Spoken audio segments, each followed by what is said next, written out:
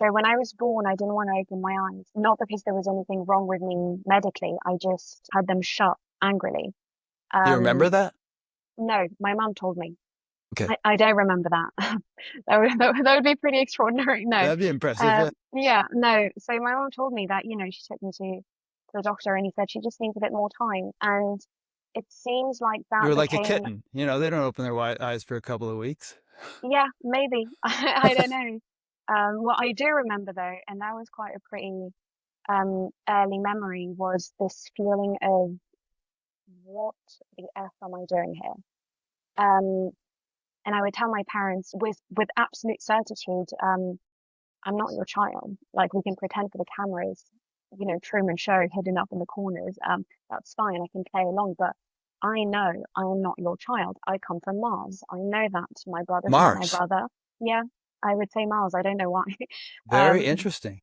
just different planets. And I would say, listen, I'm not angry at you. Like we can all pretend you're lovely. That's fine. But I know I am not meant to be here. I know I'm not part of this family. And that is something I remember vividly.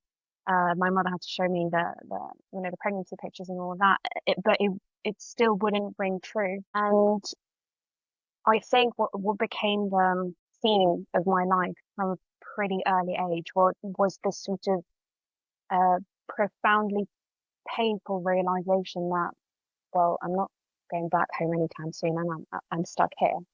All right, what do we do then? And I think that the defense mechanism set in place very, very early on was, okay, well, if I'm stuck here, I'm going to have to be anyone but me. Because me, the real true me, is this entity that knows that this essence that understands on some strange level that this isn't home. This isn't the main event. This is the waiting room. And I don't know why people are pretending this is the main event. I'm not buying it. And so very early on, the quest, or rather the escape, become um, a constant search for identity. Who am I? Who can I become if not me? And that translated into performance art.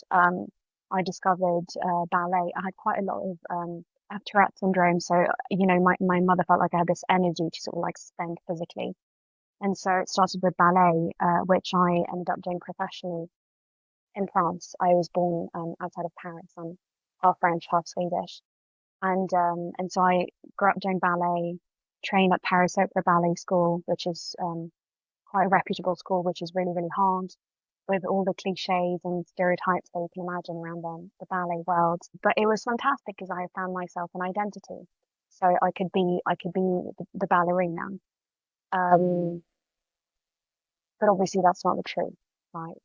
So at some point, life came in the way. I got injured, so I had to stop pretty much before transitioning professionally into the company. Um, and so again, for the first time in a very long time, I was faced with this thing of, okay, I'm not the ballerina anymore. I'm not the dancer. That's fine. Who else then? Who's next? Who can I become? Not what can I do, but who can I be? And so my 20s became pretty much an attempt followed by constant failure to just be anyone but me.